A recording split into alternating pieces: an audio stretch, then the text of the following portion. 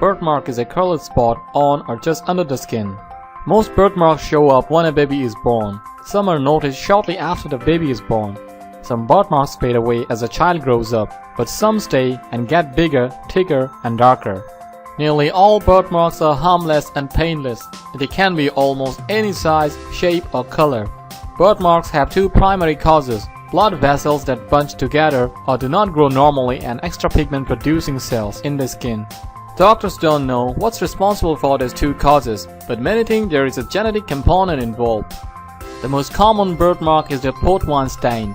The stain is usually pink-red at birth and tends to become red or purple as a person ages.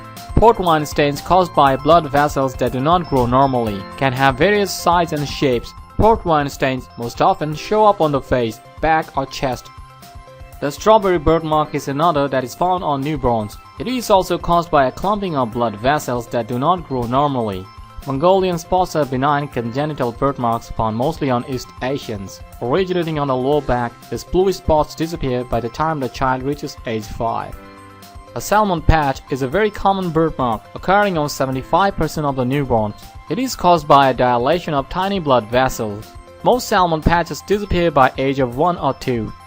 Stalk marks disappear on the back of the neck, middle of the forehead, or upper eyelids. They vanish by the time the child is 2 years old.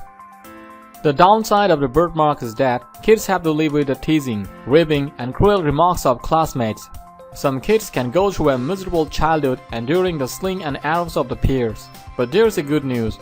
Makeup creams can hide many birthmarks on the face and neck or make them less noticeable. Others may be removed by surgery or lightened with laser. But this treatment can be painful. Since most birthmarks are harmless, most are not treated.